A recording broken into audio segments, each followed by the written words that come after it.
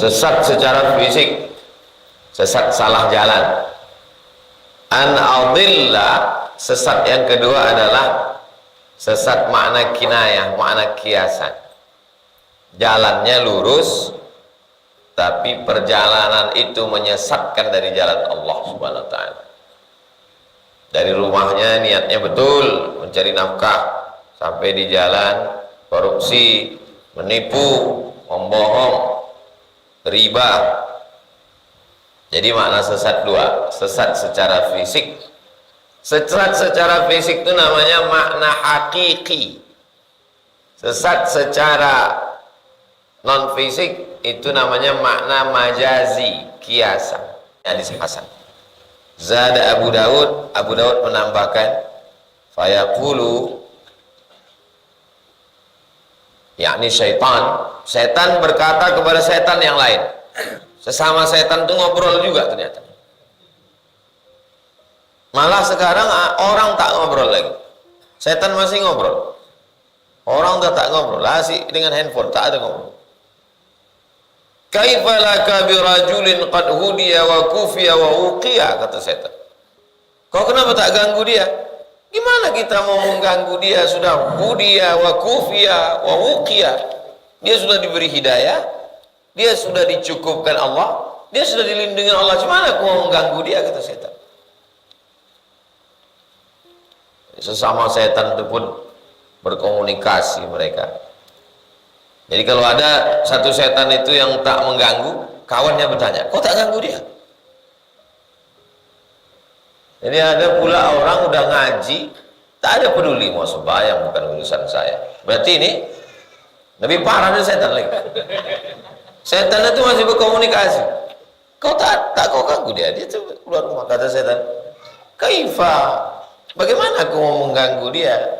Qad hudiya, dia sudah dapat hidayah. Wa kufiya, dia sudah dicukupkan Allah. Wa wuqiya, dia sudah dijaga Allah. Tak bisa aku menggoda dia. Kawan saya tuh Pak Ustadz setiap keluar rumah bismillahirrahmanirrahim Allah terus. Malah berdua lagi dia sama ceweknya itu bilang bismillahirrahmanirrahim Allah. Nah, baca doa ya dek. Bismillahirrahmanirrahim Allah. La haula wala quwata illa billah. Manalah kebenaran ini Pak Ustadz? Agama ini bukan mantra. Zikir, ayat kursi itu bukan mantra. Bukan bim salah bim abrakadabra. Ada maknanya yang diresapi, dipahami, diamal. Kalau tak diamalkan, ya hampa gitu aja.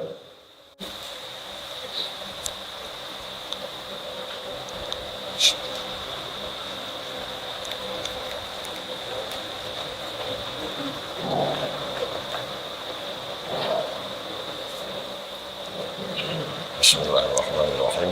Assalamualaikum warahmatullahi wabarakatuh. Alhamdulillah, wassalatu wassalamu ala rasulillah. Allahumma salli ala sayyidina Muhammad wa ala ali sayyidina Muhammad.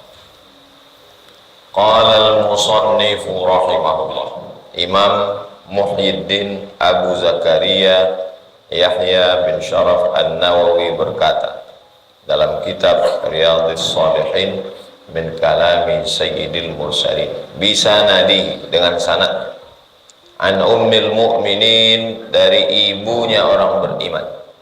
Setiap menyebut nama istri Nabi maka sebut ummul mu'minin. Siapa yang menyebut istri Nabi itu ummul mu'minin? Nabi membacakannya dalam Al-Quran. Allah yang menyebut wa azwajuhu ummahatukum, istri Nabi itu ibu kamu. Makanya setelah Nabi meninggal tidak ada istri Nabi itu yang menikah lagi, karena tak ada orang Islam yang bisa menikah dengan istri Nabi. Menikah dengan istri Nabi sama dengan menikahi ibu kandung. Mencaci maki istri Nabi sama dengan mencaci maki ibu kandung. Kalau ada orang mencaci istri Nabi, dapat dipastikan bukan ahlus sunnah wal jamaah. Di antara yang mencaci maki istri Nabi adalah Syiah, mencaci maki Sayyidatuna Aisyah radhiyallahu anha, yang sudah diselamatkan Allah dari fitnah, menurunkan satu surat khusus namanya surat An-Nur setelah 1 bulan kena fitnah. Jadi mudah untuk menengok ciri golongan ahlul bid'ah keluar dari sunnah, diantaranya mencaci maki sahabat, diantaranya istri Nabi. An ummil mu'minin, dari ibunya orang beriman, istri Nabi, Ummi Salamah, namanya Hindun, ismuha Hindun bintu Abi Umayyah al-Makhzumiyah, panggilannya Ummu Salamah karena ada anak laki-lakinya namanya Salamah, maka dipanggil dia dengan Ummu Salamah. Anna Nabi sallallahu alaihi wasallam kana idza kharaja min baitihi, Nabi kalau keluar dari rumahnya, qala, dia mengucapkan doa ini, Bismillah, dengan nama Allah. Kullu amrin dzibalin, semua amal yang baik, walam yubda bi bismillah, kalau tidak dimulai dengan bismillah, fahuwa aqta, maka amal itu putus. Putus artinya kalau sudah mati putus, tak bisa dibawa sebagai bekal. Maka semua amal perbuatan kita mesti diawali dengan bismillah, nama Allah. Ada orang mengawali perbuatannya dengan astaghfirullah, bismillah juga itu, di awal nama itu kan ada nama Allah. Ada orang mengawalinya dengan alhamdulillah, ya bismillah juga itu, ada nama Allah. Ada mengawalinya dengan a'udzubillah, bismillah juga itu.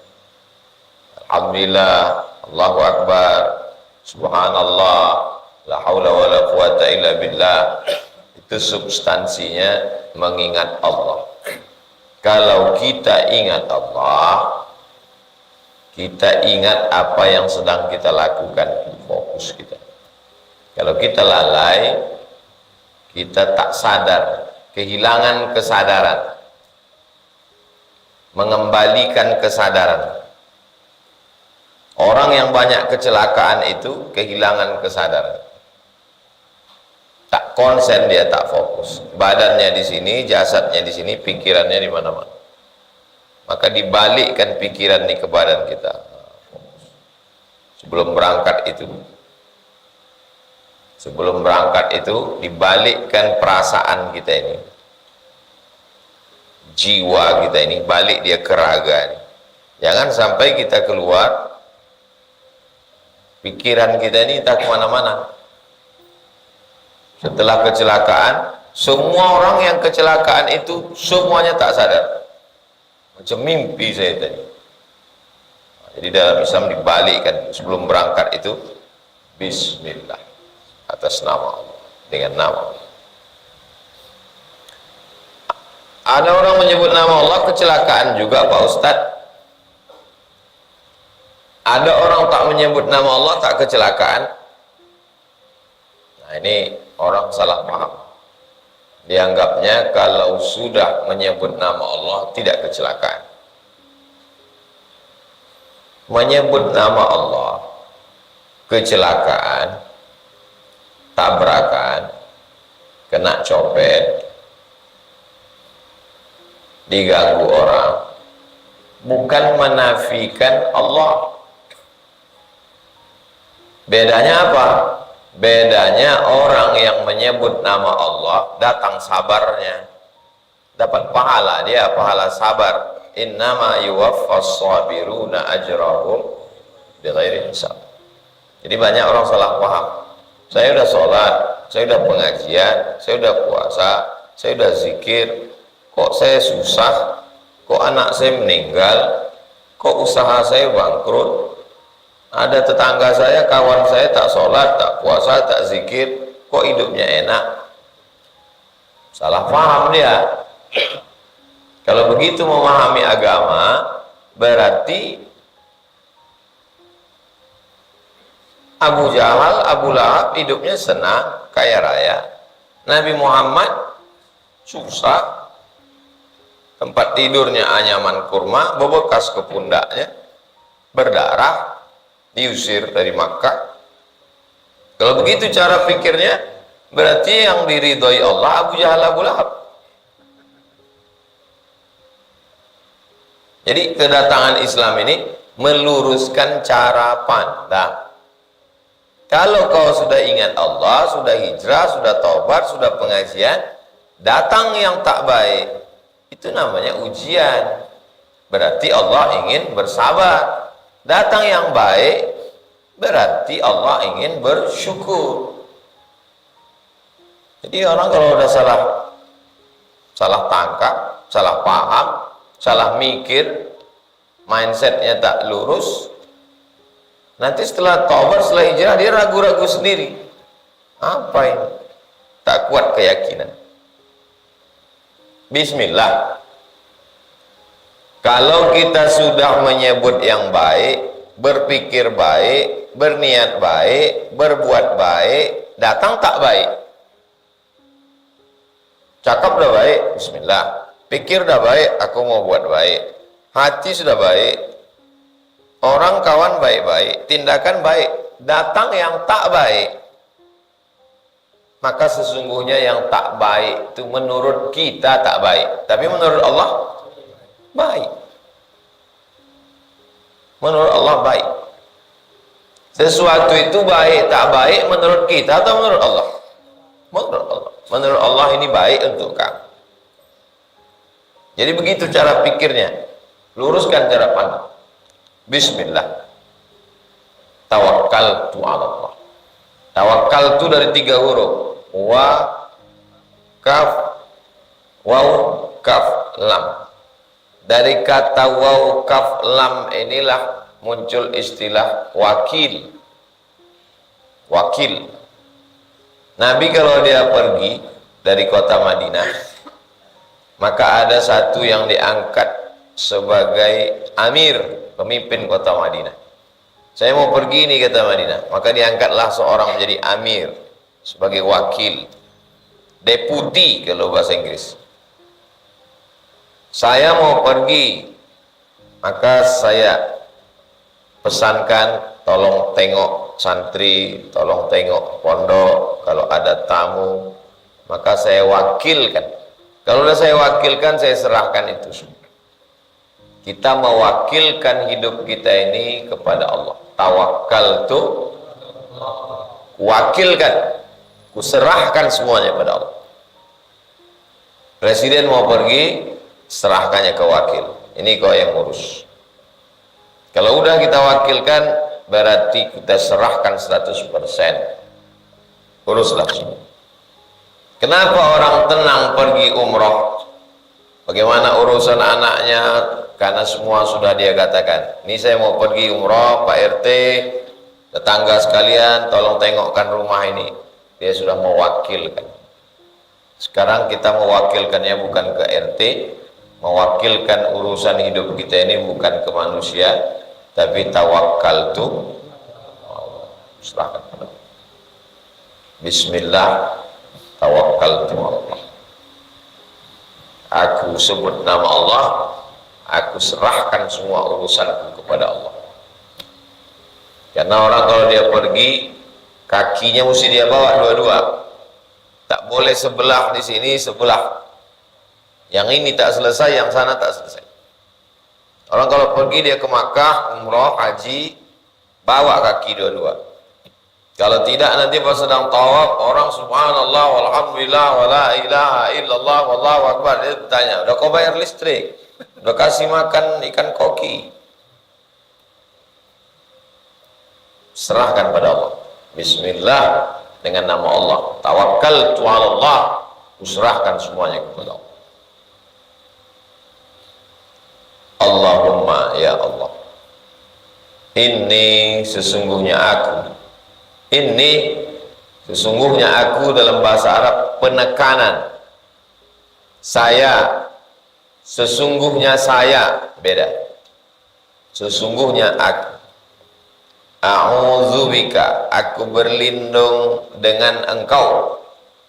Aku berlindung dengan engkau.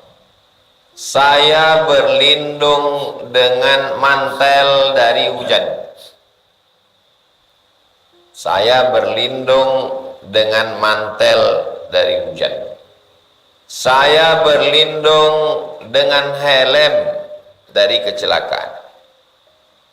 Tapi selama ini terjemahannya aku berlindung kepada.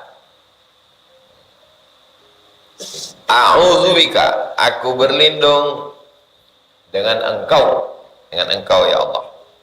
Berlindung dari apa? An adilla, aku berlindung dari aku sesat. Aku berlindung dengan engkau jangan sampai aku sesat. Adilla dari kata dhalalah. Kullu bid'atin dhalalah. Sesat di sini ada dua makna. Yang pertama, sesat secara fisik. Sesat secara fisik, salah jalan. Tak mungkinlah zaman sekarang sesat, Pak Ustadz. Kan sudah ada aplikasi, sudah ada Google Map. Tak terhitung berapa banyak tamu yang sesat. Padahal udah dikasih Sherlock. Kemarin pagi, kemarin siang. Parah jalan kemari ya Pak Ustadz. Jalan mana kalian? Mana ada parah? Depan lurus. Oh, gelombang, belok. Ah, kemana dibawa Google Map? Masuk dia Grapari sana. Oh, gelombang dimasukkan. Ada juga yang masuk dari depan Takzim Sunnah, habis itu dibelokkannya kemana. Jadwal saya sebelum hari ini Medan. Pulang kami dari Pantai Labu, Deli Serdang. Pulang dari Pantai Labu, masuk kuburan. Habis kuburan, belok kiri di Deli Serdang, belok kiri, jalan buntu, putar pun tak bisa. Saya tanya, siapa menunjukkan jalan nih? Google Map.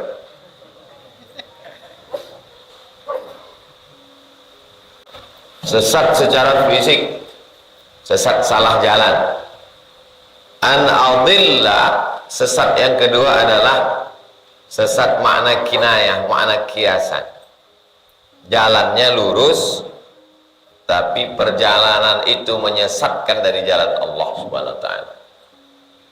Dari rumahnya niatnya betul mencari nafkah, sampai di jalan korupsi, menipu, membohong, riba. Jadi makna sesat dua, sesat secara fisik. Sesat secara fisik itu namanya makna hakiki. Sesat secara non fisik itu namanya makna majazi, kiasan. Jauh rumah kau dari rumah Pak Kades, ya kira-kira sebatang rokok lah Pak Ustadz. Itu makna hakiki atau makna majazi? Makna majazi. Saya mau meminang mahasiswi di kelas saya Pak Ustadz. Apa kata dia? Dibilangnya nantilah selesai kuliah bang, jangan sekarang. Saya tak bisa kalau sambil kuliah ini. Terus apa jawab kau? Saya bilang 1000 tahun kau akan ku nanti. Hakiki atau majazi? Bukan hakiki. Kalau hakiki matilah. Kalau ada perempuan dibilang laki-laki itu 1000 tahun kau akan ku nanti.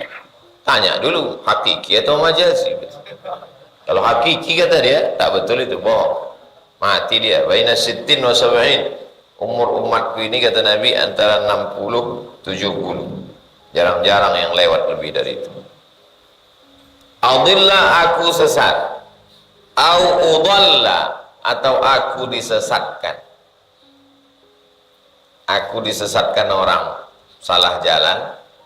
Jalan itu memang betul salah jalan. atau aku disesatkan dalam makna majazi. Niatku dari rumah baik, tiba-tiba diajak orang buat dosa. Niatku dari rumah betul mau menuntut ilmu, tiba-tiba sampai di tengah jalan, tak usahlah kita masuk ke kampus hari ini, bagus kita jalan ke mall, kabarnya ada grup musik datang dari Jakarta. Aku tak bisa, pokoknya kalau udah ke kampus nanti aku yang bayar. Oke lah. Pokoknya hanya meningkatkan penawaran aja, tak betul niat. Jadi makna adillah, kita yang melakukan, subjeknya. Udallah, kita menjadi objek, kita menjadi korban. Jadi kita berserah kepada Allah menjadi pelaku, subjek, atau menjadi objek. Jangan sampai kita sesatkan diri kita sendiri, jangan sampai kita disesatkan orang, ikut aliran sesat. Aliran sesat sekarang macam-macam di akhir zaman ini, luar biasa. Orang mengaku nabi, mengaku khidir, mengaku wali. Kalau untuk menyesatkan orang itu pasti ngakunya baik-baik. Ada tak orang yang aliran sesat ngaku setan? Tidak ada. Ngaku iblis dia. Saya ini titisan iblis gitu. Dia ngaku wali, mengaku. Maka kalau kita tak tahu jalan, kita mudah disesatkan orang. Atau mendarat di airport Sultan Syarif Qasim, naik taksi. Mau kemana Pak? Kata supir taksi, saya mau ke Rimbo Panjang. Bawanya antum ke jembatan Leton, masuk ke Simpang Bingung, diputarkannya belok kiri. Kalau antum tak tahu jalan, antum tenang aja. Tapi kalau antum tahu, begitu Sudirman itu udah lewat, lewat 2 kali simpang, Arifin Ahmad dia lewat, antum udah mulai curiga, loh kok lewat Arifin Ahmad? Oh mungkin ada macet. Lewat dia 2 kali, lewat dia Nangka, wah ini udah tak betul. Lewat dia jembatan Sungai Siak, antum udah mulai bertanya, kemana kita ini? Itulah pentingnya tahu jalan. Senyasar-nyasarnya orang yang pernah di pondok, paling nyasarnya itu 1 kali putaran. Itulah pentingnya pendidikan. Di rumah diajarkan, habis itu sekolah kan agama. Jadi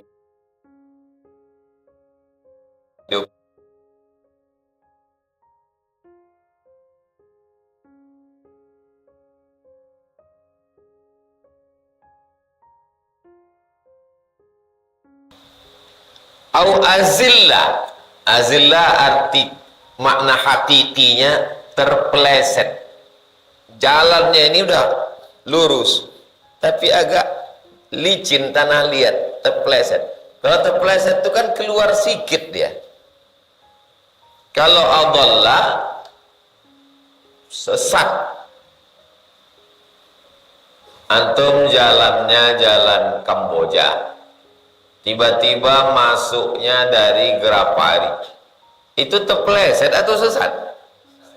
Sesat itu. Mana ada terpeleset sejauh itu? Jauh kali terpelesetnya. Terpeleset itu sedikit aja, agak naik ke trotoar, itu terpeleset itu. Datang nanti ya, saya di Garuda Sakti ini ada acara sedikit, kita buka bersama ya. Udah azan, padahal acara jam 6 mau baca Yasin bersama. Udah azan, di mana? Ini Garuda Sakti. Oh, udah di apa saya ini ya? Hampir perbatasan Kampar. Itu sesat apa terpeleset? adallah. Ini dia sesat-sesat tipis saja sedikit. Azillah, ya Allah lindungi aku jangan sampai terpeleset. Makna hakikinya terpeleset, memang betul-betul terpeleset, entah karena mengantuk, terpeleset jalan, naik ke trotoar, tabrak kendaraan orang di belakang, terpeleset. Tapi makna terpeleset majazi, kiasannya terpeleset artinya lari dari jalan Allah Subhanahu wa ta'ala, agak keluar sedikit tapi tak jauh kali.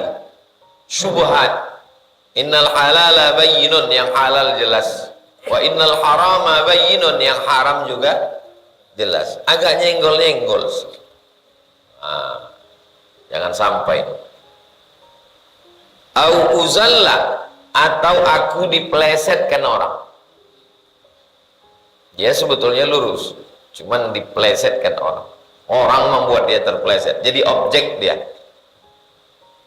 Kita tak mau makan duit orang, duit kita jangan dimakan orang.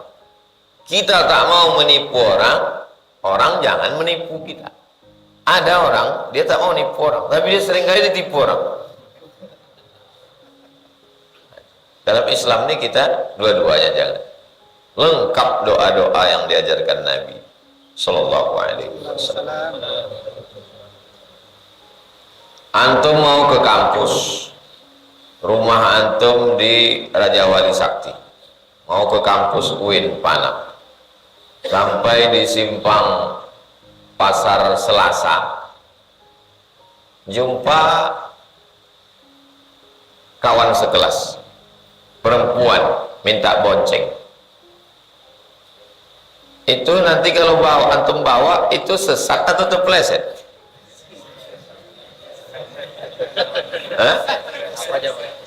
Itu terpeleset.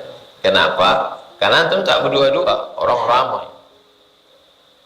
Tapi kalau antum orangnya takut syubhat, maka antum bilang, mungkin antum berhenti bilang, atau pura-pura tak nampak. Gitu nampak dari jauh, langsung turunkan kaca helm demi menyelamatkan diri.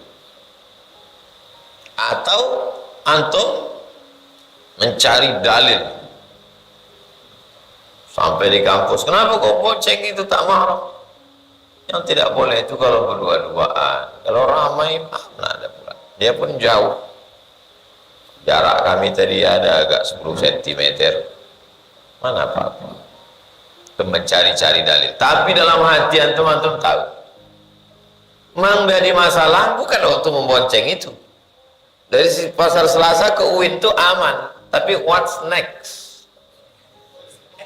Yang setelah itu, la tattabi'u khutuwati syaitan, yang kau ikuti langkah-langkah setan. Dia bukan masalah membonceng itu, apa yang terjadi setelah itu. Terpeleset ini dihindari. Au azlima, atau aku menzalimi orang, aniaya, makan harta orang, tak membalikkan duit orang, minjam sepeda motor orang 3 tahun baru balik, menzalimi orang. Dia yang jadi subjek pelakunya. Au uzlama, atau aku dizalimi orang. Aku tak mau menzalimi orang, tapi aku jangan sampai dizalimi orang. Antum berprinsip begitu. Kalau tak ingin dizalimi orang, jangan menzalimi orang. Jangan zalimi anak perempuan orang, karena nanti antum akan punya anak perempuan. Nah, anak saya tak ada perempuan, anak saya tak ada perempuan. Mizian Hazik Abdillah laki-laki, Sami Ahmad Misbahi Ibadillah laki-laki, tapi keponakan saya perempuan, anak adik saya perempuan. Dalam lubuk hati kita yang paling kecil ada rasa takut. Oh itu karma namanya Pak Ustadz. Dalam Islam tak ada karma. Dalam Islam korma yang ada. Itu balasan. Sekarang banyak orang Islam ini latah. Dia pakai istilah-istilah bahasa yang itu mengandung makna akidah, keyakinan. Kenapa bagi mereka ada karma? Karena dalam ajarannya ruh itu berpindah. Dalam ajaran agama kita, ruh saya kalau sudah mati, ruh saya itu akan menghadap Allah, mempertanggungjawabkan dosa-dosa itu dibalas. Kalau mereka enggak, ruh itu dia akan berpindah-pindah. Kalau dulu dia baik, nanti berpindah ke tempat yang baik sampai dia mengalami moksa, menuju nirwana. Jadi kalau dia buat tak baik, nanti rohnya itu dihukum. Dia dulu selalu jahat, nanti setelah dia mati rohnya masuk ke dalam babi, masuk ke dalam monyet. Kita tak ada begitu. Jadi jangan sembarang ngomong. Oh jangan buat jahat, nanti kau kena karma. Pas ditanya apa maknanya, dia pun tak tahu. La taqfu ma laysa laka bihi ilm. Pakai aja pakai istilah. Jangan buat zalim orang, nanti kau dizalimi orang. Au azlima, jangan sampai menzalimi orang. Jangan sampai menganiaya orang. Au uzlama, jangan sampai pula aku dizalimi orang ya Allah. Jangan sampai dianiaya orang. Au ajhala, aku berlindung kepada engkau jangan sampai ajhala, melakukan perbuatan orang jahil. Apa itu perbuatan orang jahil? Jahil artinya orang tak tahu. Orang tak tahu agama. Orang tak tahu agama ini, perbuatan itu tidak diukur berdasarkan standar kebenaran, tapi standarnya adalah orang banyak. Kenapa kau bercelana pendek? Anggota dewan celana pendek, bupati gubernur celana pendek, artis-artis celana pendek, emang masalah? Jadi standar kebenarannya itu bukan agama, tapi kalau dilakukan tokoh masyarakat, apapun perbuatan kalau dilakukan orang terkenal benar, apapun perbuatan sesalah apapun kalau dilakukan orang banyak benar. Jahil itu lawan daripada jahil, alim. Maka masa mereka itu disebut dengan masa jahiliyah. Bukan berarti mereka bodoh. Mana pula Abu Jahal, Abu Lahab itu bodoh. Mereka bisnismen. Li'ilafi Quraisy ilafihim rihlatash. Perjalanan mereka perjalanan syita, musim dingin, shaif, musim panas. Mereka tinggal di Makkah, Yaman di bawah, Syam di atas. 6 bulan ke Yaman, 6 bulan ke Syam. Itulah perjalanan mereka. Surat Quraisy itu tentang perjalanan orang Quraisy. Kalau dihitung sekarang Yaman, Makkah, Madinah, Saudi Arabia, Syam di atas 4 negara, Suriah, Lebanon, Yordania, Palestina. 6 negara. 6 negara itu bisnismen ekspor impor. Kenapa disebut dia jahiliyah? Bukan jahil dalam bidang bisnis, tapi jahil dalam bidang agama. Jadi kalau ada antum tengok orang doktor tapi berdukun, berarti jahil. Aku nggak jahil, aku dokter. Dalam bidang akuntansi kau dokter, tapi dalam bidang standar kebenaran kau jahil. Enggak, saya enggak jahil. Itu tadi yang kau bawa tuh, itu penasehat spiritual.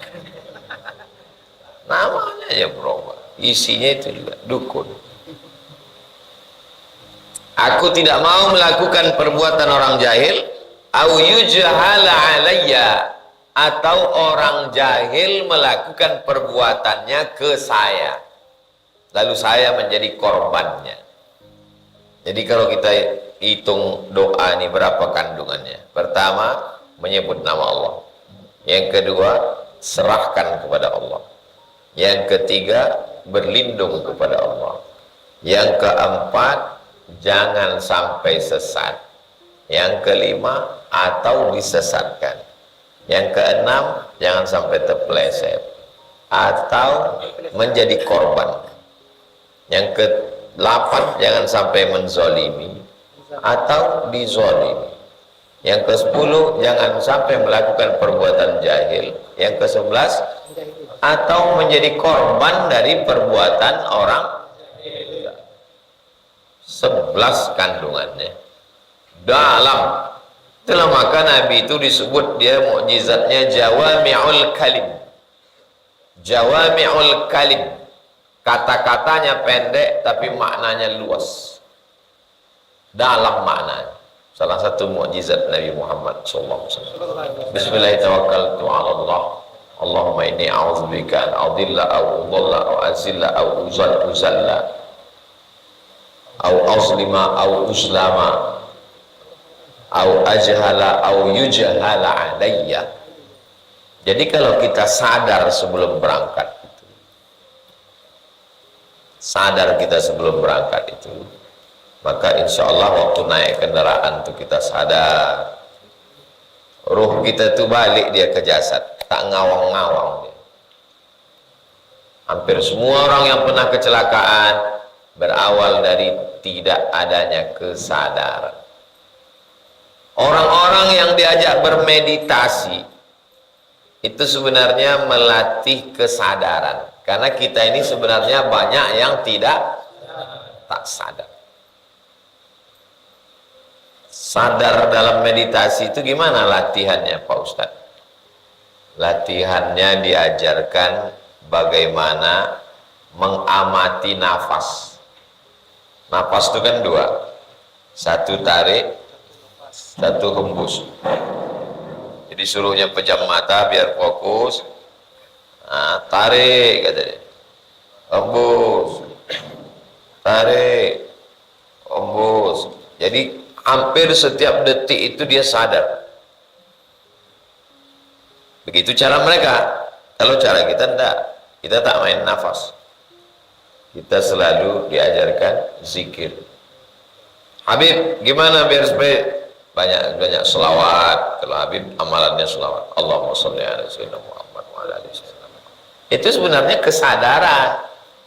Sebelum makan baca doa Bismillah. Sebelum masuk toilet baca doa Allahumma inni a'udzubika minal khubuthi wal khaba'ith. Sebelum tidur baca doa. Apa sebetulnya dibalik? Kenapa Islam ini setiap ini doa?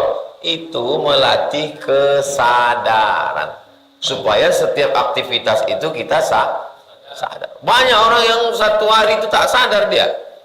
Tak kapan makan, tak makan, tidur, tak makan, tak kapan, tak sadar. Hidup ini tak ada sadarnya sama sekali. Dan banyak pula orang sekarang memang sengaja untuk tidak sadar, karena kalau sadar dia pusing. Akhirnya makan obat tidur, menghisap ganja, pakai narkoba, minum khamar, biar supaya tidak sadar. Karena kalau sadar dia menderita. Kemarin saya dapat video kota zombie Philadelphia, Amerika. Jadi bayangan kita dalam film zombie itu orang yang nggak sadar tapi hantu. Rupanya maksudnya sekarang kota zombie itu bukan hantu. Mereka manusia tapi tak sadar gara-gara kena narkoba. Rambut tak tentu, pakaian tak tentu. Baru saya paham, oh itu makna zombie itu ternyata. Bukan hantu zombie. Manusia tapi kehilangan kesadaran. Tak sadar. Hampir semua hantu-hantu di Indonesia itu sadar. Pocong sadar, kuntilanak sadar, terus terngesot, sadar. Mana buktinya sadar? Masih menutup aurat. Sadar. Jadi manusia yang membuka aurat berarti hantu. Dia kehilangan kesadaran, zombie. Hilang kesadaran. Jadi fungsi doa ini adalah menyadarkan kita, bersandar kita kepada Allah. Kalau terjadi sesuatu yang tak diinginkan, dia bersabar. Kalau terjadi sesuatu yang diinginkan, dia bersyukur. Tapi kalau orang yang tak sadar, terjadi yang tak diinginkan, stres, depresi, terjadi yang diinginkan, sombong. Itu ciri orang tak sadar. Maka kita pun mengatakan, dasar kau tak. Dasar tak sadar diri, tak tahu diuntung. Nah, itu udah komplit itu dah. Hadithun sahih. Ini hadisnya sahih. Kata Imam Nawawi. Rawahu Abu Dawud. Diriwayatkan oleh Imam Abu Dawud. Nama kitabnya Sunan Abi Dawud. Kalau satu sunnah, kalau dua sunnatani, kalau tiga sunan. Wat-Tirmidzi diriwayatkan oleh Imam At-Tirmidzi, Sunan Tirmidzi, atau nama lainnya Jami' At-Tirmidzi. Kalau ada orang menyebut Jami' Tirmidzi, sama itu Sunan Tirmidzi. Wa ghairuhuma, dan selain Abu Dawud dan Tirmidzi ada juga dalam kitab lain. Bi asanida sahihatin, sanad-sanad yang lain sahih juga. Qala Tirmidzi, Imam Tirmidzi berkata, hadithun hasanun sahih. Hadis hasan sahih. Wa hadza lafzu Abi Dawud, dan ini yang saya riwayatkan tadi kata Imam Nawawi, saya ambil dari lafaz dalam kitab Sunan Abi. Kenapa perlu dijelaskannya begini? Karena nanti waktu dicek orang di Sunan Tirmidzi, kok beda ini? Berarti Imam Nawawi bohong. Nauzubillah. Imam Nawawi tak bohong, tapi Imam Nawawi mengambil redaksi yang ada dalam kitab Sunan Abi Dawud. Hadis 83. An Anasin, dari Anas radhiyallahu anhu, Allah meridhoinya. Namanya Anas bin Malik. Anas bin Malik sahabat Nabi. Malik bin Anas Imam Maliki. Nah, jadi cara mudah untuk mengingat ulama, cari yang namanya mirip. Nanti kita otomatis ingat satu dapat dua. Malik bin Anas, Imam Maliki. Anas bin Malik, sahabat Nabi. Atau tahun lahir, tahun mati gitu juga. 150. Imam Hanafi meninggal 150. Imam Syafi'i lahir 150. Nah, jadi setiap ingat angka 150 dapat.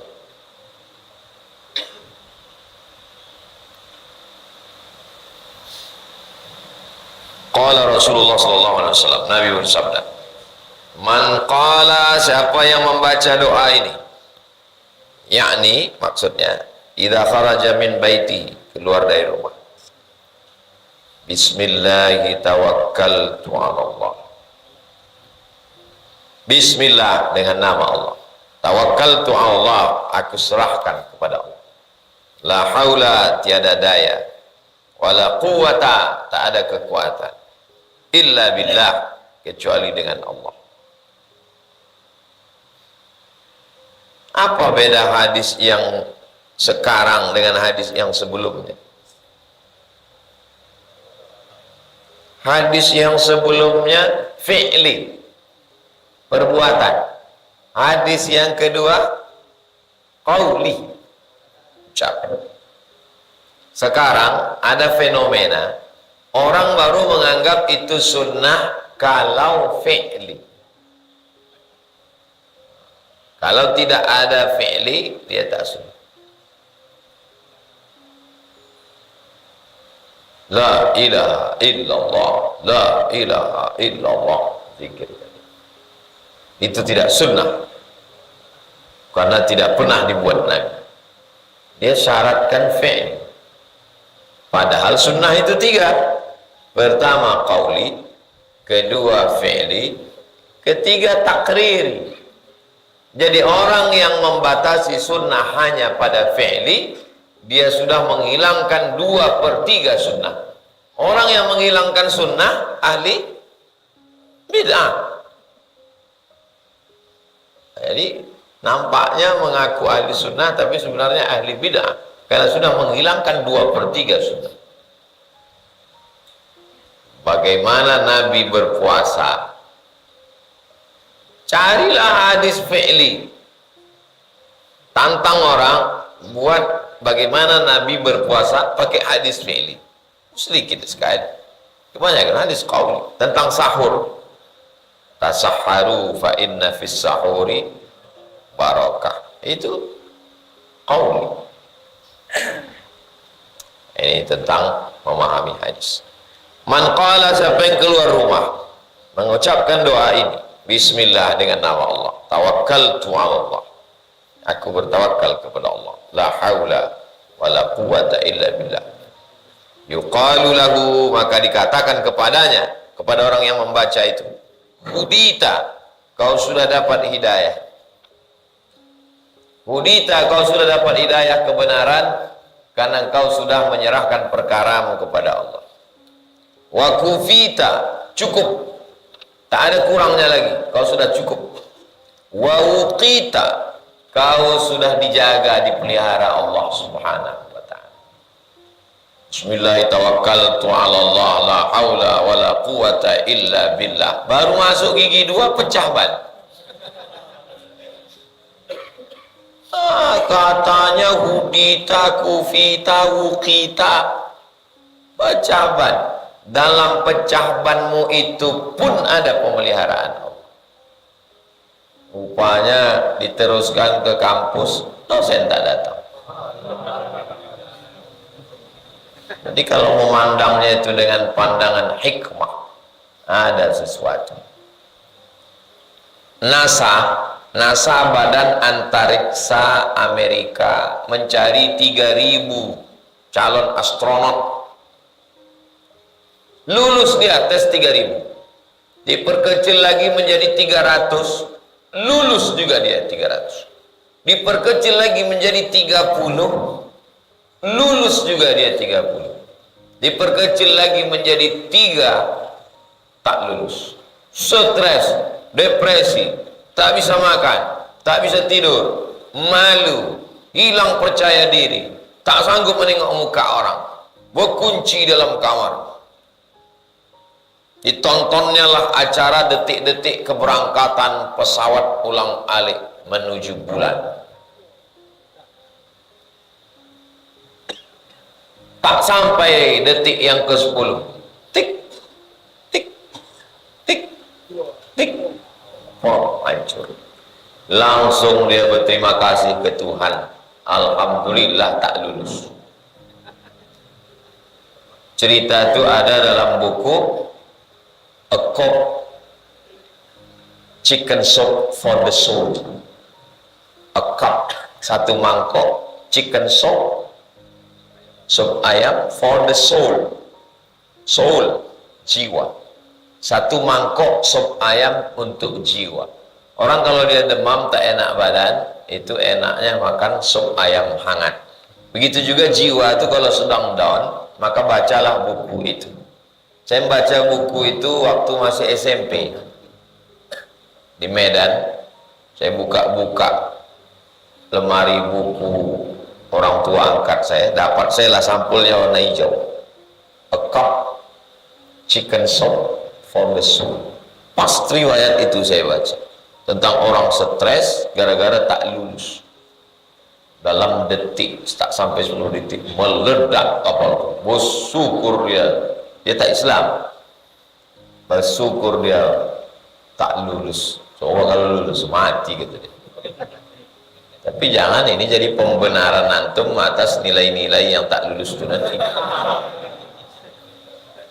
Kita ini banyak sekarang orang kalau ngaji itu bukan mencari kebenaran, tapi mencari pembenaran.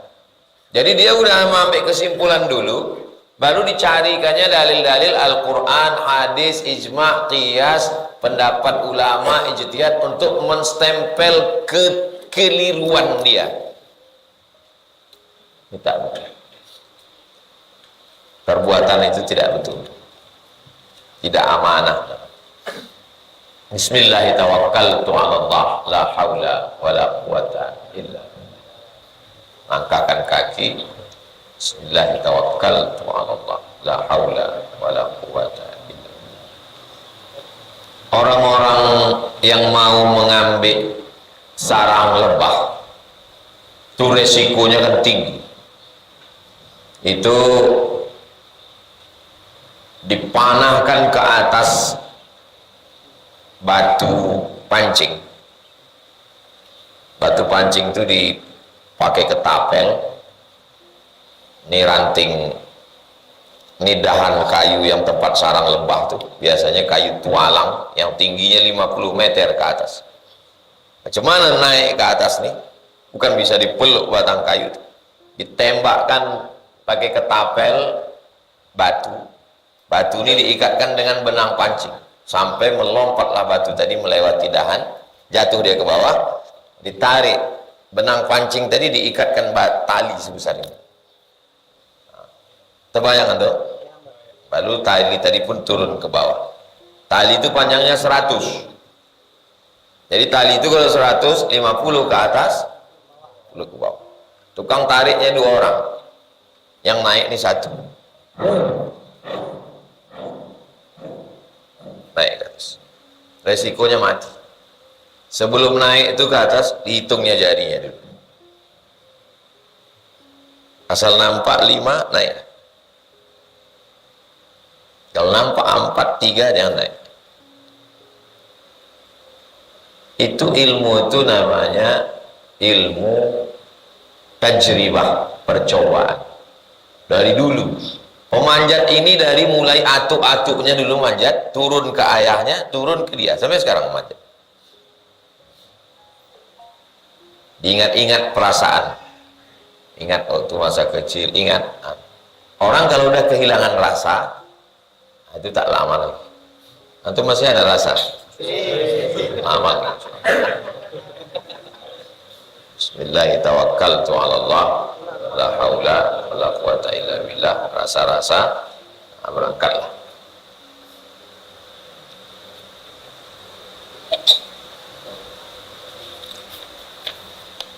Wa tanaha anhu syaitan, maka setan menjauh dari dia. Rawahu Abu Daud wa Tirmidzi wa Nasa'i. Abu Daud Sunan Abi Daud, Tirmidzi Sunan Tirmidzi, Nasa'i Sunan Nasa'i wa ghairuhu, dan selain 3 imam. Wa qala Tirmidzi, Imam Tirmidzi, haditsun hasan. Hadis ini hadis hasan. Zada Abu Daud menambahkan fayaqulu, yakni setan berkata kepada setan yang lain. Sesama setan itu ngobrol juga ternyata. Malah sekarang orang tak ngobrol lagi, setan masih ngobrol. Orang udah tak ngobrol, asik dengan handphone, tak ada ngobrol.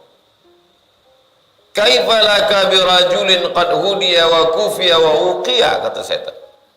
Kau kenapa tak ganggu dia? Gimana kita mau mengganggu dia? Sudah hudiya wa kufiya wa uqiya. Dia sudah diberi hidayah, dia sudah dicukupkan Allah, dia sudah dilindungi Allah. Gimana aku mau mengganggu dia, kata setan. Sesama setan itu pun berkomunikasi mereka. Jadi kalau ada satu setan itu yang tak mengganggu, kawannya bertanya, kok tak ganggu dia? Jadi ada pula orang udah ngaji, tak ada peduli, mau sembahyang bukan urusan saya. Berarti ini lebih parah dari setan lagi. Setan itu masih berkomunikasi. Kau tak kau ganggu dia, dia tuh keluar rumah, kata setan. Kaifa, bagaimana aku mau mengganggu dia? Qad hudiya, dia sudah dapat hidayah. Wa kufiya, dia sudah dicukupkan Allah. Wa wuqiya, dia sudah dijaga Allah. Tak bisa aku menggoda dia.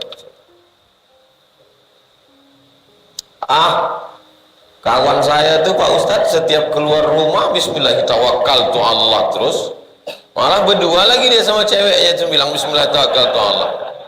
Nah, baca doa ya dek. Bismillahirrahmanirrahim.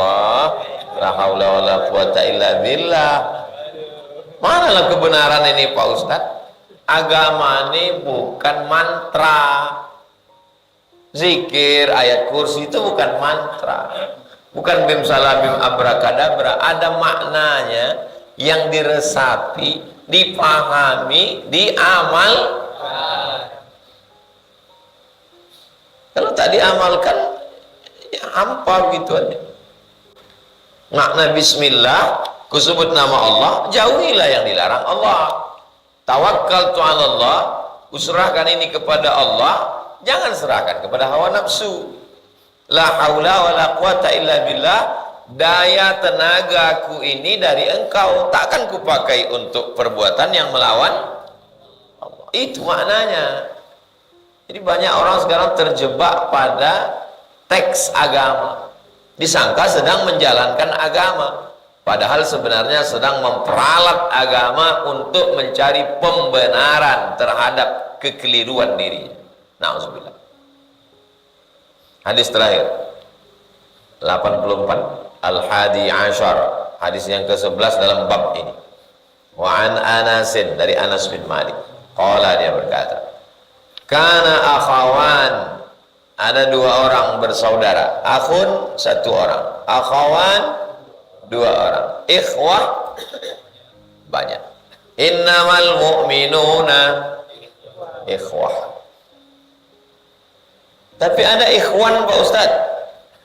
Kalau saudara kandung ikhwah, waja'a ikhwatu Yusuf fadakhalu alaih, datanglah saudara-saudara Yusuf.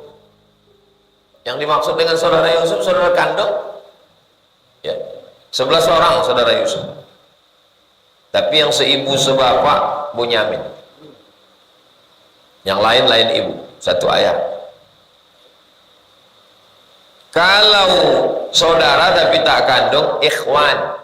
Fa in tabu wa aqamus salata fa ikhwanukum fid din. Kalau orang kafir musyrik itu bertaubat masuk Islam, maka mereka itu saudara, tapi bukan saudara kandung. Kehebatnya bahasa Arab. Yang saudara kandung ikhwah. Kalau saudara tak kandung, ikhwan. Tapi ada satu ayat, innamal mu'minuna ikhwah. Mestinya kalau mengikut kaidah itu innamal mu'minuna ikhwan. Kenapa innamal mu'minuna ikhwah? Orang yang beriman macam saudara.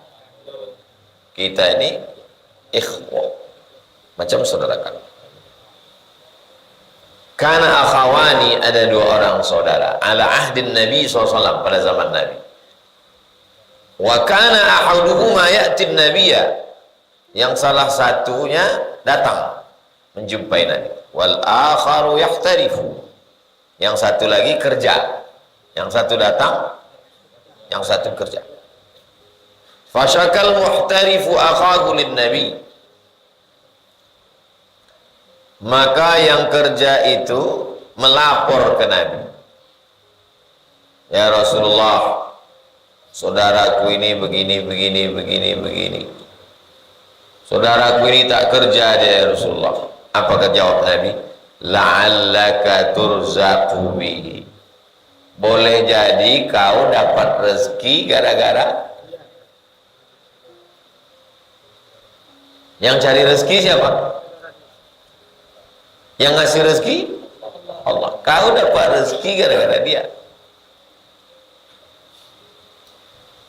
Banyak orang sekarang menganggap rezeki itu punya dia, padahal boleh jadi dititipkan Allah ke dia untuk orang lain. Dan kau dapat itu pun bukan karena engkau, karena doa dia, karena doa orang lain. Rawahu Tirmidzi, hadis diriwayatkan Imam Tirmidzi bi isnadin sahih, dengan sanad yang sahih, ala syarti Muslim, menurut syarat Imam Muslim. Apa syarat hadis sahih menurut Imam Muslim? 5. Yang pertama, sanadnya bersambung. Yang kedua, riwayatnya adil. Ketiga, riwayatnya dhabit, kuat ingatan. Keempat, tidak ada syaz, tak boleh bertentangan dengan hadis lain. Kelima, tidak boleh ada illat, sebab yang menyebabkan hadis itu jatuh derajatnya dari sahih menjadi dhaif atau maudhu'. Apa beda syarat Bukhari dengan Muslim? Syarat Bukhari ketat. Antara perawi dengan perawi mesti ketemu. Kalau tak ketemu, tak boleh diterima hadis. Syarat Muslim agak lemah. Imam Muslim tak mensyaratkan bertemu. Asal hidup sezaman, cukup. Walaupun tak ketemu. Antum meriwayatkan hadis dari Ustadz Das'ad Latif. Kalau Imam Bukhari, antum mesti ketemu dengan Ustadz. Kalau Imam Muslim, tengok biografinya, asal sezaman. Imam Bukhari syaratnya subutul liqa, mesti dapat dipastikan liqa, ketemu. Kalau Imam Muslim, imkaniyatul liqa, mungkin ketemu. Di antara mungkin ketemu, hidup sezaman. Tengok biografinya, hidup sezaman, terima. Maka syarat Bukhari lebih kuat daripada syarat Muslim. Yahtarifu, makna yahtarifu dijelaskannya. Kata-kata yang asing dijelaskannya. Imam Nawawi ini yang menjelaskan. Yaktasibu, bekerja. Yatasabbabu, menjadi sebab turunnya rezeki. Tuh ya Rasulullah, saudaraku tuh asik mengaji aja ke engkau. Aku yang bekerja. Kau dapat rezeki gara-gara dia, kata Nabi. Kena 2 kali.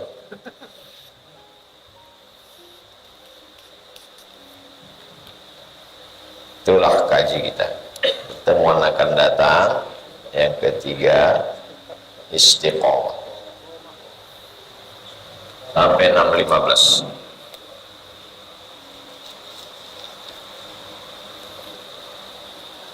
Di tempat saya, kalau ada yang meninggal, setelah dikubur, kami disuruh azan.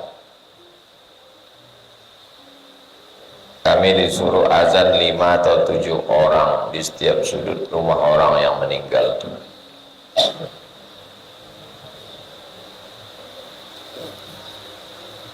Dalil pertama di atas ayat Quran. Ada antum ketemu dari Al-Fatihah sampai ke An-Nas nyuruh mengazankan orang mati? Tak ada. Tak ada dalam Quran, cari di hadis. Ada pernah antum mendengar Ustadz menyampaikan hadis, kalau ada orang mati maka azankanlah? Ada? Saya belum jumpa lagi. Kalau mana tahu antum sudah dapat, kasih tahu saya. Tak ada dalam Quran ijma', konsensus, kesepakatan sahabat Nabi atau ulama tabi'in atau tabi'in tabi'in, bersepakat mereka. Ijma' pun setahu saya tak ada. Yang keempat, qiyas. Qiyas itu analogi. Waktu lahirnya datang ke dunia ini diazankan kan? Hadisnya dalam Sunan Tirmidzi. Kata Imam Tirmidzi, hadis tentang Nabi mengazankan Sayyidina Al-Hasan, cucunya Sayyidina Al-Husain, Nabi mengazankannya. Hadisnya hadis hasan. Sahih, dhaif, antara sahih dan dhaif. Yang ada hadis menyebut waktu datang ke dunia ini diazankan. Datang sebagian ulama mazhab Syafi'i. Kata sebagian ulama mazhab Syafi'i, kalau datangnya diazankan, maka pulangnya pun diazankan. Jadi pengambilannya dari mana? Qiyas. Tapi bukan Imam Syafi'i, sebagian ulama mazhab. Jadi kalau antum mau pakai qiyas, tapi kalau antum menolak qiyas, tak ada dalilnya. Quran tak ada, hadis tak ada, ijma' tak ada. Qiyas dalam ibadah tak boleh pakai qiyas. Oh. Terus waktu baca surat ayat sajadah dalam sujud tilawah, turunnya itu bertakbir, bangkitnya wa hum la yastakbirun. Waktu turun ke bawah itu bertakbir atau tidak? Mana dalilnya? Tak ada hadisnya. Tak ada hadis waktu baca ayat sajadah sujud tilawah itu turunnya bertakbir, bangkitnya bertakbir, tak ada. Makanya kata Syekh Albani, turunnya tak pakai takbir, turun aja tak pakai takbir. Wa hum la yastakbirun, turun, nanti makmum ikut sendiri. Habis itu tegak lagi. Tatajafa junubuhum 'anil madaji'i yad'una rabbahum khaufan wa tama'a. Turunnya tak bertakbir, bangkitnya tak bertakbir. Kata Syekh Albani. Bertanya orang ke Syekh bin Baz, mufti Saudi Arabia. Syekh, turun bertakbir? Bertakbir, kata Syekh bin Baz. Waktu bangkit, bangkit pun bertakbir. Mana hadisnya? Karena Nabi setiap bergerak dia bertakbir. Sekarang pertanyaannya, kenapa beda Syekh Albani dengan Syekh bin Baz? Syekh bin Baz pakai kias. Dikiaskannya gerak itu dengan gerak takbir intiqal. Terus apa hubungannya dengan ini? Kau waktu ini kau tolak kias, waktu itu kau boleh. Paham? Nyambung.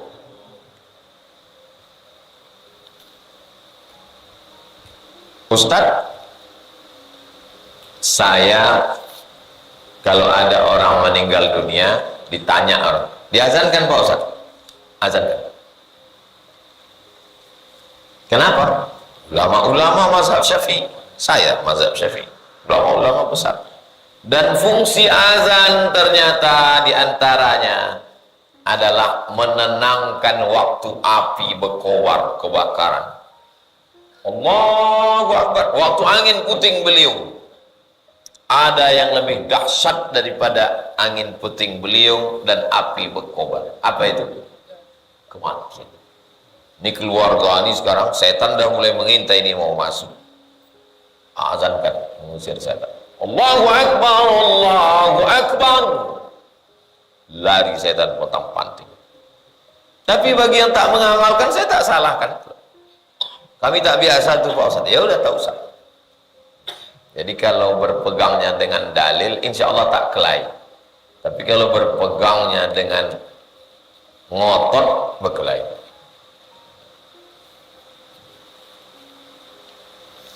Bagaimana hukum membayar fidyah?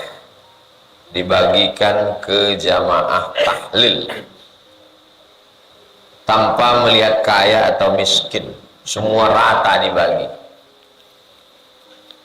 Ya ayyuhalladzina amanu kutiba alaikumus shiyamu kama kutiba alal ladzina min qablikum la'allakum ayyaman ma'dudat. Bulan puasa itu harinya sudah ditentukan, tak boleh ditambah, tak boleh kurang, 29 sampai 30, tak ada 28, tak ada 31. Faman kana minkum maridan, siapa yang sakit, au ala safarin, atau musafir, fa'iddatum min ayyamin ukhra, ganti di bulan lain. Wa 'alal ladzina yutiqunahu, bagi yang tak sanggup puasa karena tua renta atau karena sakit akut yang tak sembuh-sembuh, fidyatun, membayar fidyah, ta'amu miskin, bukan ta'amul tahlil. Fidyatun ta'amu miskin, kasih makan orang miskin. Janda tua, tak ada suami, tak ada anak, sebatang kara, tak bisa bekerja, duduk di rumah, fakir. Buruh cuci, ambil upah, jualan, tapi tak memenuhi kebutuhan, miskin. Tak ada income sama sekali, fakir. Ada income tak cukup, miskin. Maka kasihkan fidyah itu makan sehari, bukan makan sekali. Makan pagi, makan siang, makan malam. Untuk zaman sekarang saya anjurkan jangan kasih makanan, kasih duit. Zaman dulu ya Karena zaman dulu kalau dikasih dia gandumnya segoni, itu gandum bisa tukar ikan, gandum bisa tukar kain, karena waktu itu pakai sistem barter. Sekarang kalau dikasih dia beras itu dijualnya dengan harga murah. Kan tak mungkin dia ke pasar bawa beras mau tukar ikan.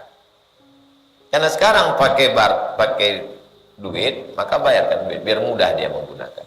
Kalau dikasih dia beras, turun harga beras. Dan dia tak mungkin makan nasi aja tiap hari. Tak belau. Kaya miskin dibagi rata semuanya. Ya, tak sah. Yang penting niat baik Pak Ustaz. Apa ini? Main bola aja ada aturannya. FIFA yang menyusun. Nama aturannya statuta.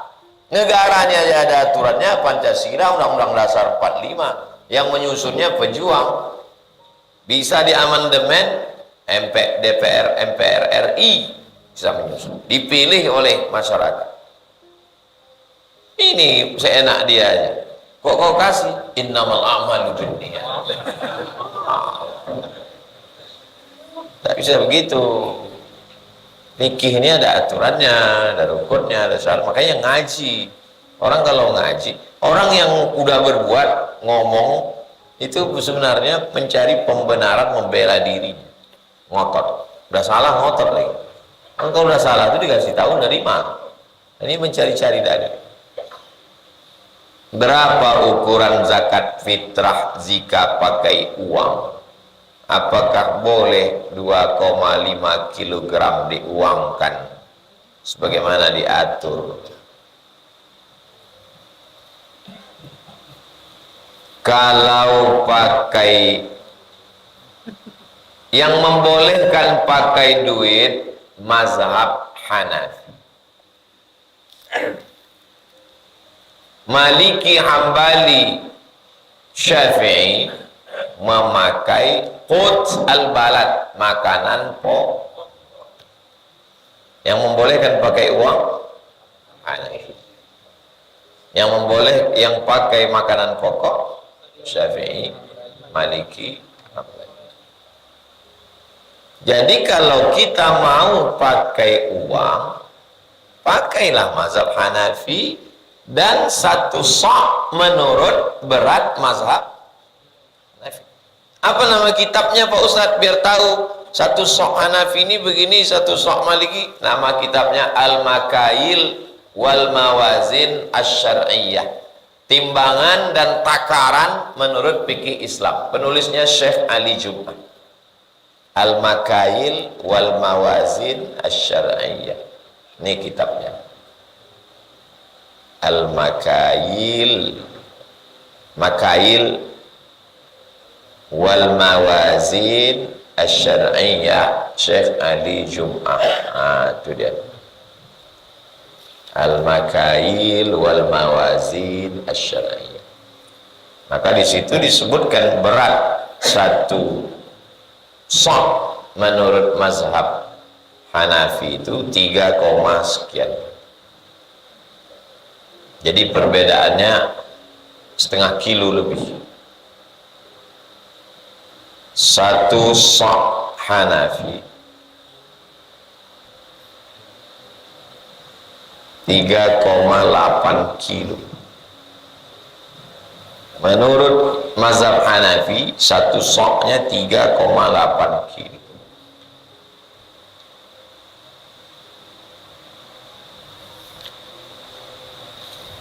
Lalu kemudian saya lebih condong pada pendapat ini.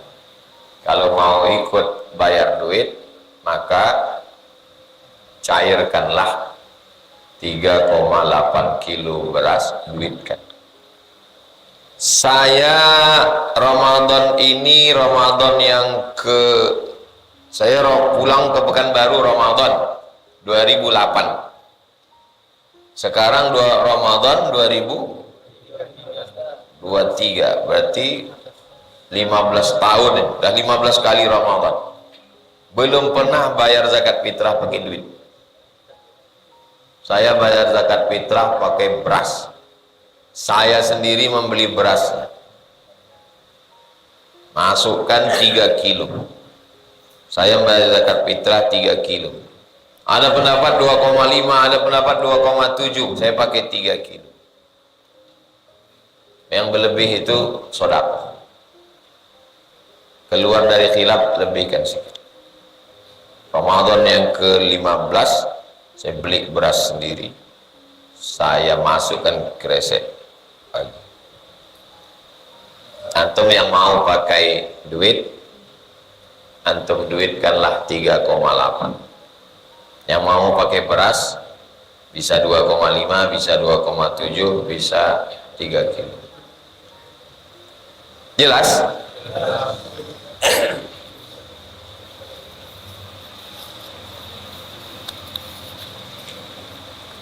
Di kampung saya lebaran hari Jumat, karena dimulai sehari sebelum kita puasa, jadi mereka tetap 30 hari puasanya.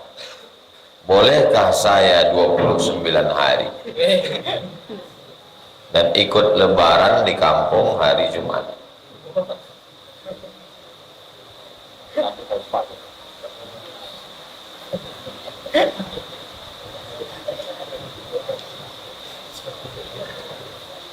Kalau antum puasa Ramadan itu antara 29 atau 30, tak ada 31 hari. Jadi kalau antum mulai puasanya di sini, mulai puasa di sini ikut pekan baru, berarti nanti antum puasanya berapa hari tuh? 31. Bolehkah saya puasanya 29 hari? 29 hari ada, 30 ada, yang tak ada 28. Kalau antum puasanya dihitung cuma 28, lalu antum hari raya, berarti antum mesti qadha 1. Coba hitung dari awal sampai akhir nanti. Kalau 28, setelah hari raya qadha 1. Karena Ramadan itu 29 dengan 3. Perhitungan 1 Syawal itu adalah mengikut ruqyah, tapi Muhammadiyah pakai hisab. Jadi ini hari Jumat ini hari raya Muhammadiyah.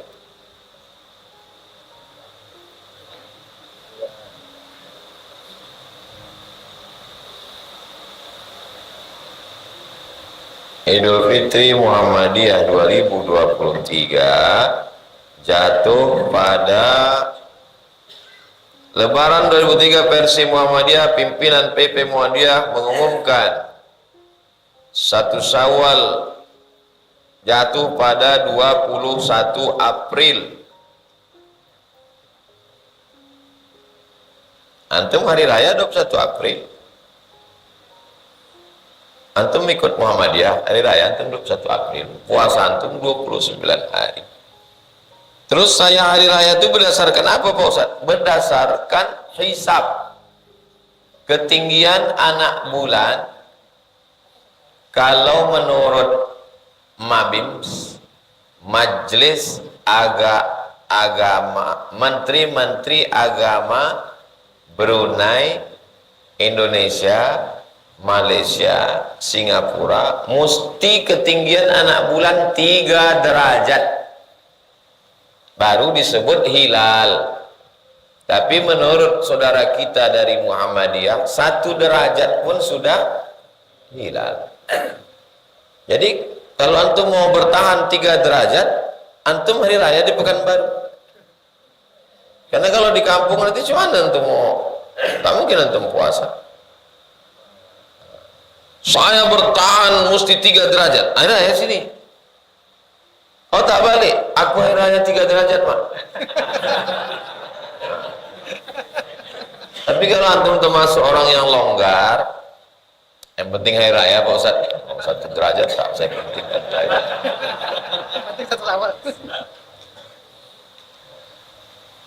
Nah, ada orang sekarang ini kalau udah mau hari raya, ngecek rumah.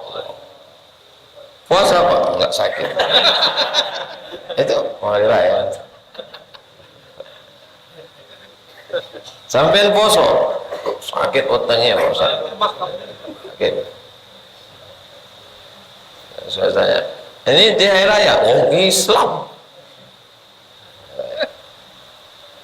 Jadi puasa antum benar karena 29, hari raya antum pun benar karena pakai metode hisab. Hisab Muhammadiyah 1 derajat pun sudah dianggap sebagai hilal. Oke, hilal. Maksud derajat-derajat itu Pak Ustaz, 1 derajat itu kecil dia. Petang pas mau tenggelam matahari itu. Jadi jangan antum benturkan antara hilal dengan hisab itu. Hisab itu membantu hilal. Sehingga nanti kalau ada orang yang mengaku melihat hilal, saya melihat hilal, kata dia. Hisab ini buktinya. Kalau menurut hisab tak ada, berarti hilalnya bohong. Itu guna hisab. Makanya lembaganya di Kementerian Agama namanya Lembaga Badan Hisab dan Ruqyah, LBHR. Lembaga Badan Hisab dan Ruqyah. Jadi bukan dibenturkan antara hisab dan ruqyah.